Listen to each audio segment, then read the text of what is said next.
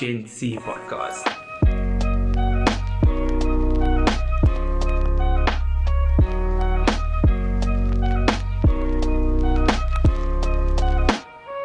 Welcome to the GenC podcast. I'm your host, JP Jackson, and today we have Nadia Ganie. Welcome, Nadia. Thank you.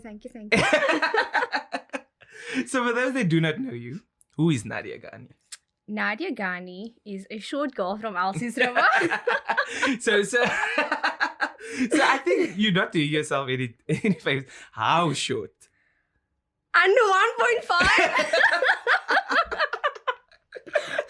1.5. But Yes. even I'm going to blow my own horn now. Yes. But dynamite Please does do. come in small packages.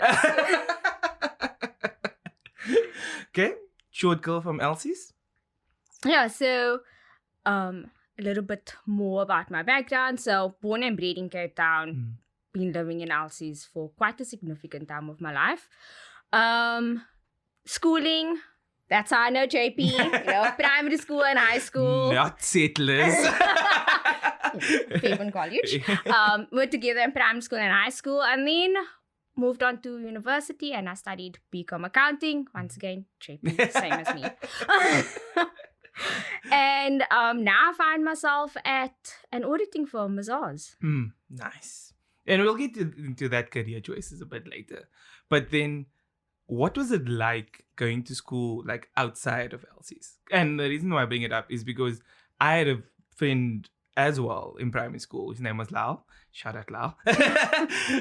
He also lived in Elsie's, but he didn't get accepted to Fairbairn because he was outside of the feeder zone. So what was that experience like? And did you use your right address? Yes, I did. And my mother was determined to get me into that school.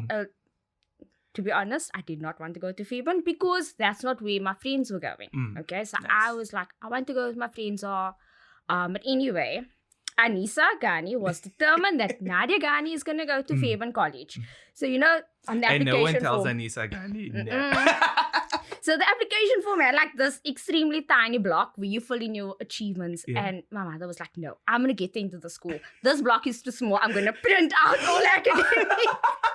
So she made photocopies of all my certificates to make sure I'm going to get in at Fairbairn College. And yeah, she was just, it's going to happen. And fortunately for me, I was, on an academic level that Fairbairn recognized. And that's what got me into the door. You're clever, Nadia. It's fine. No, that's what got me into the door. And I'm not saying that everyone else is not, like they're not smart. It was just, that is what Fairbairn recognized because of them being an academic school, all about the academics. And that's what helped me basically to get in here. Nice. And then what was it like in your area and your friends? Like you said, you had a group of friends that were not going to Fairbairn. Yeah. So was that ever like an issue? No, because I don't think they wanted to be at Fairbairn, to be honest. The box bag. They didn't want the box bags. They didn't want the dresses that, that's the dresses are long, the nails are short. They didn't want that. And so there was no hostility towards me getting in at Fairbairn. There was nothing like that because it was not their first choice. Yeah. And I think going school outside of the area was never an issue for me because I've always been at a school outside of the area. So it wasn't weird. Yeah. And it didn't make me any less relatable to anyone else. Yeah. Because the friends I had in the area, we were from the area. So, that's how I could relate. The friends I had at Fairbairn, we were all at Fairbairn and that's how we are going to relate. So, I don't know. I didn't feel any way about it. Yeah, it was normal. Nice. So then, as you alluded to earlier, you were academically gifted. So technically, you could have had any choice on what you wanted to do. So why choose accounting? The money. Who sold you that money. lie? Society sold me that lie. So what went into that decision? So got to high school and now you're debiting and crediting and I was like, oh, I really like this, I'm good at it. I think when I was younger I wanted to do many things. I wanted to be a doctor, I wanted to be a teacher. Doctors a no because I can't stand the sight of someone puking, so it would not have happened for me. And then I was like, okay, what's next? Teacher, I don't know. Maybe not. I don't know. And then so accounting, like I said, I was like good at it. I have an aunt who's a CA, so at the time she was studying. So I wasn't also blind to the hard work that goes into it. So I went into this open eyes. I knew the hard work it takes to cross the line. I just really enjoyed the debits and the credits, although I don't do the debits and the credits anymore. That's what attracted me towards the field. Nice. So then you decided to do the BCom route, and you went to UWC alum. One thing that when I decided to become CA is like, I looked at Stellenbosch and I looked at UCT and I looked at who at that time had the best ITC pass rates, because I knew the first board exam is the first hurdle. Yeah. And usually back when I looked at that, and that was like 2012 side, UWC wasn't very high in that. No. But in my work experience, I've yet to meet a UWC graduate that isn't fantastic. So why do you think that there's this like perception about UWC BCom graduates specifically? I think it starts off with the stats. Okay. But then this is a conversation we had so often, especially when I did academic articles. And it's the type of dining room table conversations that sets the students apart. Because if you look, the students that's going to go to UWC, it's majority of them, they come from disadvantaged backgrounds. They don't have the conversations of, what shares are we investing in now, and parents having successful business. So they don't, they don't know about the real world, if I can put it like for lack of a better term. So that also, I think it is a bit of a struggle. If you can't relate, because if you're going to go into BCom, it's all about the economics and so that sets you one step, behind the rest. But it doesn't mean that you can't achieve it, because like you said, you are yet to meet someone who's not great.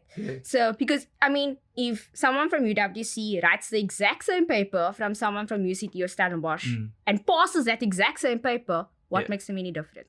Correct. It was at the end of the day, they just needed a bit more to get there than what someone else. But you made such an interesting point about the conversations, and I think that's also the type of conversations you have in your circle also changes that perspective.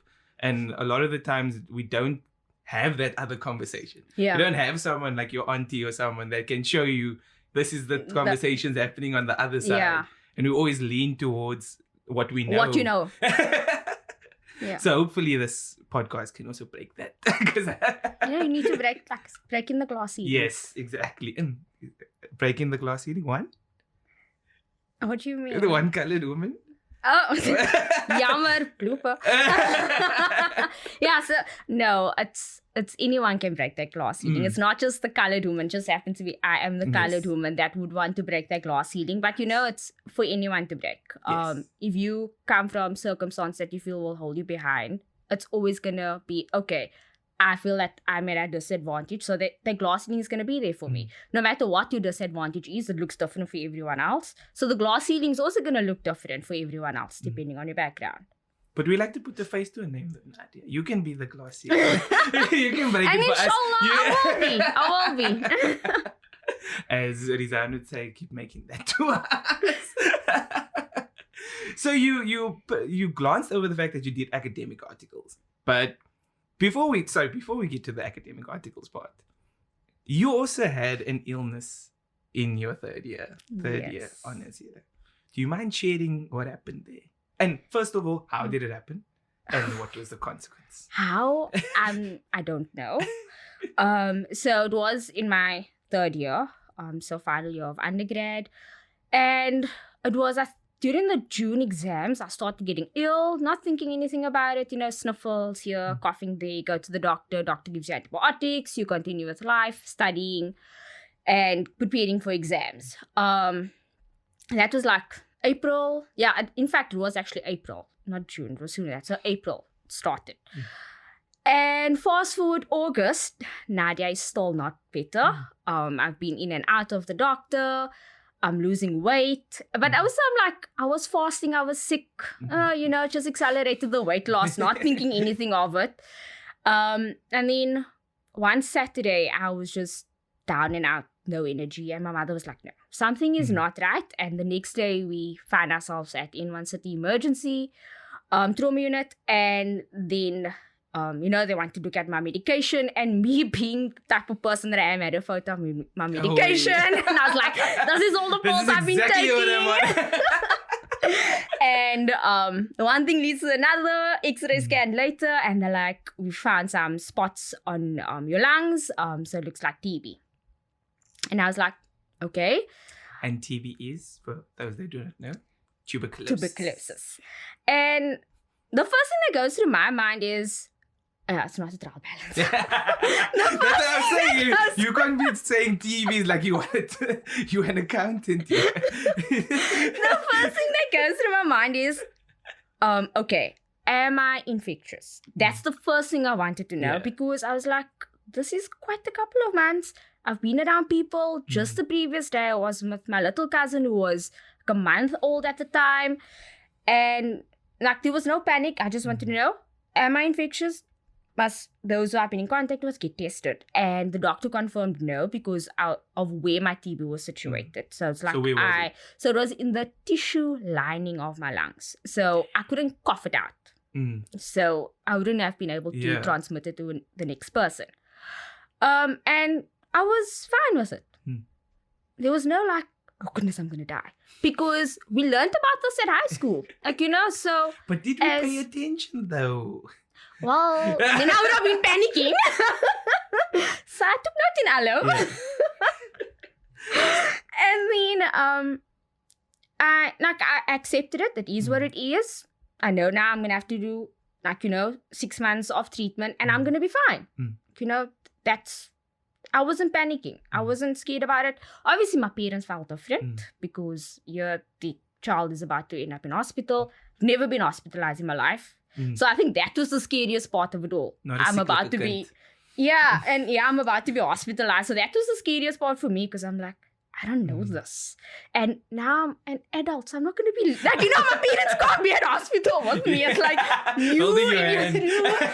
and because it's TB, they put you on your own. And like, you are quarantined basically. People visit you with aprons, and so I learned about masks long before this came.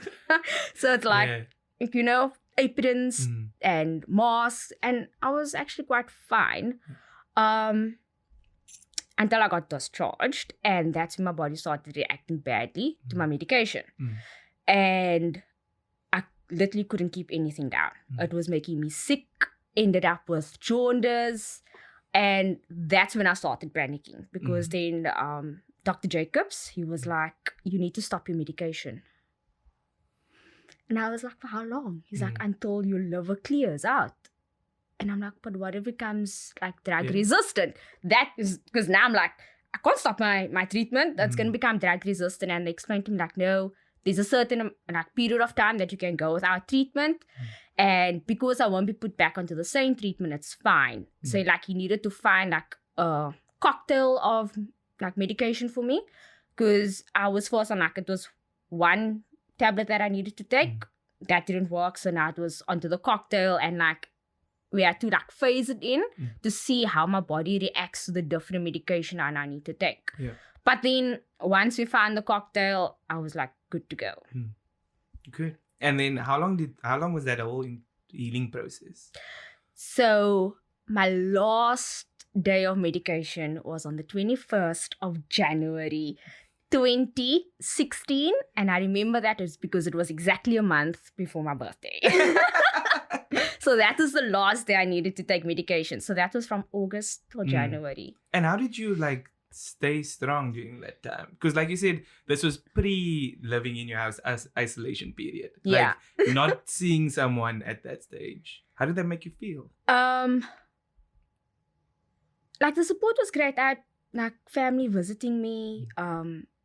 Like they weren't scared to getting to contact, because that was the thing. Oh, TB, I'm gonna get it. Yeah. Like I had a very good support structure. I had visitors in and out of the hospital every day with all the visiting hours. There was always someone there. When I was at home as well, people were in and out of the house. So I never felt alone.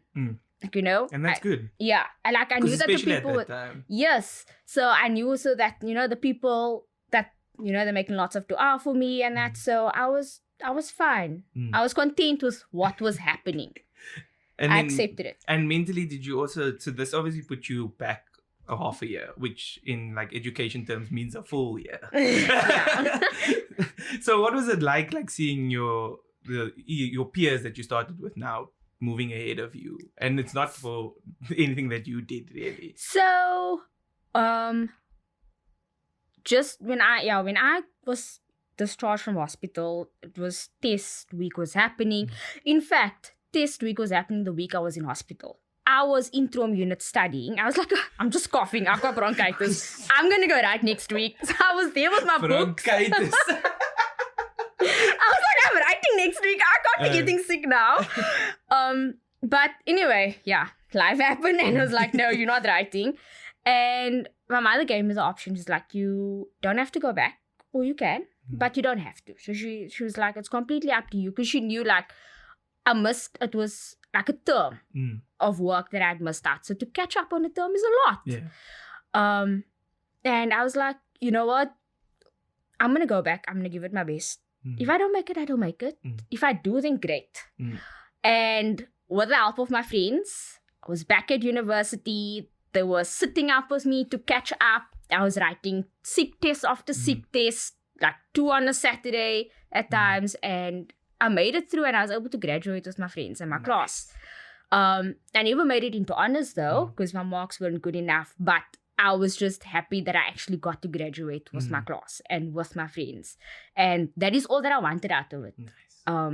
And I think it was also because I knew I could do it. If I'm just going to put like the effort and the time into it, I was going to get there. And I also did it knowing that I know my limits. I know when I'm going to be stretching myself too thin, because I needed to think about my health. Because that at the end of the day came first, not the degree. But I was like, I can do this. I will do it. And I did it. That's great. And I think so many people can take from that at the end of the day, the only limitation is what you put on yourself. Yeah. So even if you think it's hard, you can still get there. Yeah. And then, I mean, you said you didn't have enough marks to get into honors. But then your first year was an academic article clerk, which for those that don't know, academic article clerks are like the top people in the year group before that apply for these roles in various departments. And then they get selected to be almost assistant lecturers.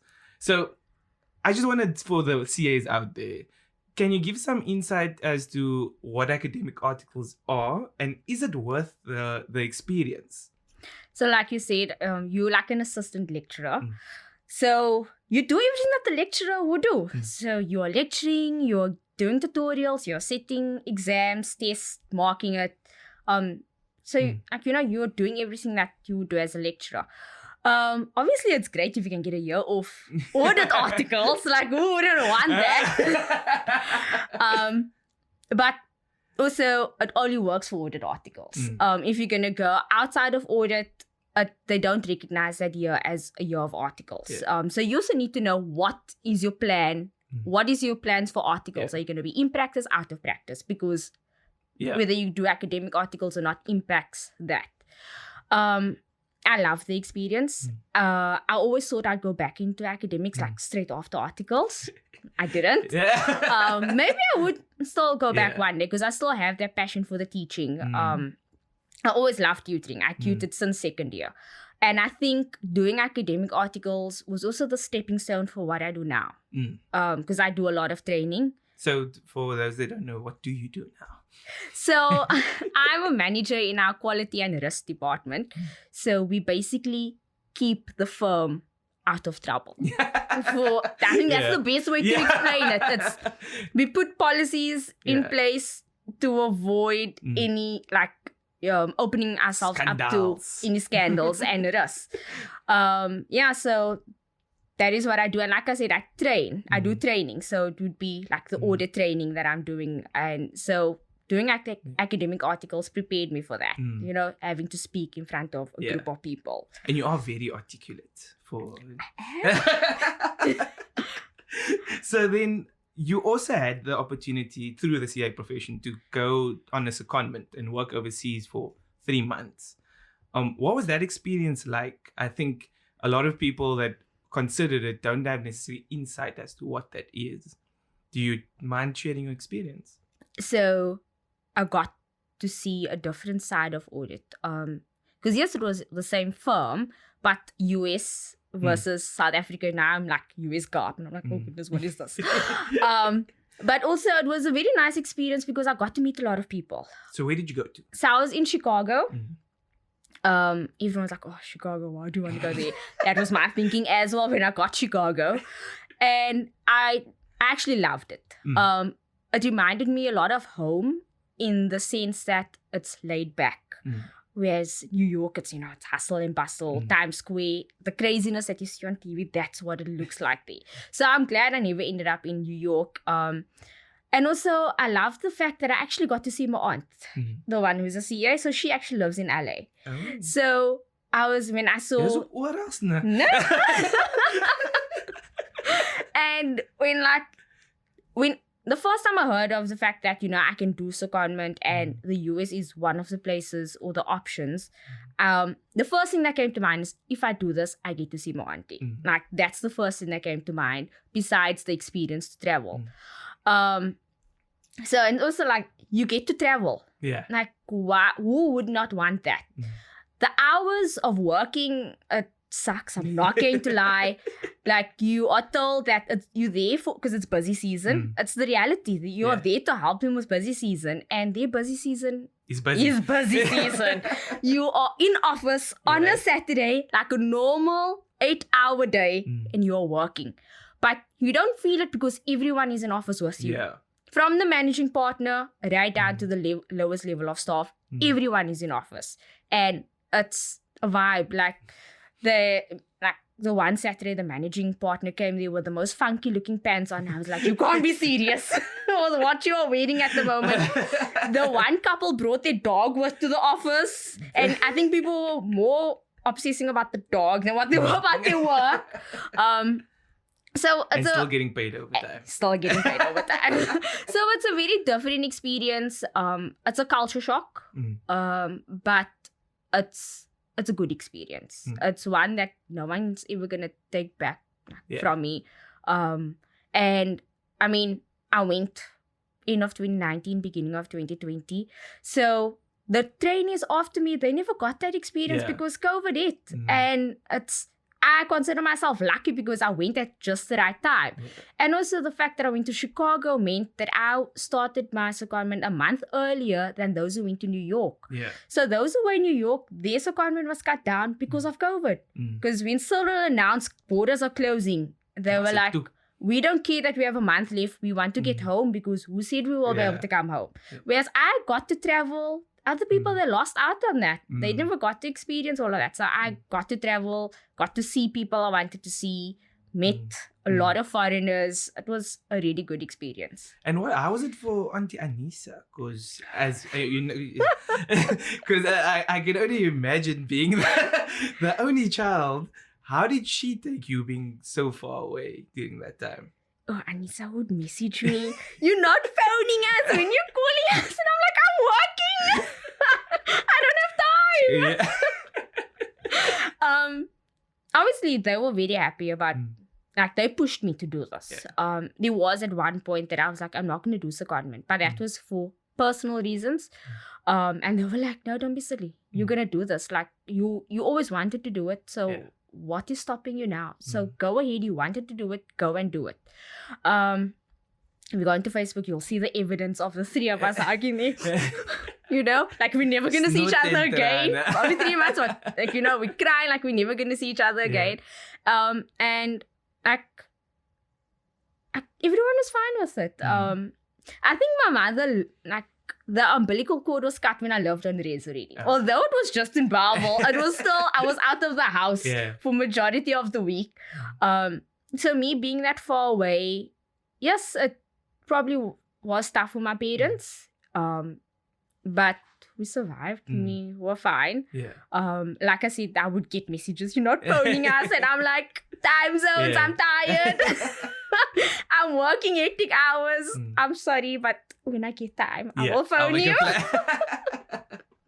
Okay, cool. I'm going to get you some quick fire questions, right? First one that comes to mind, say it. Okay. Aeroplane or boat cruise? Aeroplane. Okay. Don't like the sea? Nah, it's going to take long, man. Chicken or beef? Beef. Any specific type or just? Nah, I prefer the red meat over white. Cars or motorbikes? Cars. Any specific one? I'm gonna go with the type of car that I would want, like right now, that is more affordable than what my dream car would be. Stop thinking like a sea. You must be realistic. You can shoot for the stars. No, then I'm gonna be shooting all over. So I would say a Mercedes-Benz. Okay. Right now, an A-class. Roses or tulips? Roses. Okay. And then the last one is... I'm waiting for this one, JP. Samosas or pies? I'm not going to give you that question because you watch too much of this one. So we do. I did be a pie. Any specific one? You don't want your ratings to go down, eh? No, it can't. I mean, you came through, so it's clearly doing something, right? A specific one. It would be a beef. Okay. You see the chicken or beef? Yeah. So one thing we like to end the podcast with is just a self-reflection moment, basically. So if you could tell yourself, or younger self, something that you know now, what would that be? Like in a one-liner. I suppose this is the part where I look at the camera. Yeah. Deep. So if there's one thing I would tell myself is that stop trying to plan your life to the T. Like, I'm a very serious person. And I think with the whole TB, it showed me that anything can happen and it's going to throw you off course. Like, yes, I still got to graduate at the end of the day, but I didn't get into honors. You know, the plan was I'm going to have my honors degree at this age, done with articles at that age, qualified by this age. And life threw me a curveball and it didn't happen that way. And I had to live with it. So, yeah, if I could tell my younger self something, it would be stop being so serious and trying to plan your life down to the very last detail. No, that's great. And thank you, Nadia. Thank you for coming through and for sharing your story and teaching us so many things and breaking the ceilings, because I think it's fantastic that we have people like you in those positions and people that we can actually look to as evidence that there is other versions of success and people that look like us are very successful. And I think that you're very successful. If you like the content, like, share, subscribe, and we out. Peace.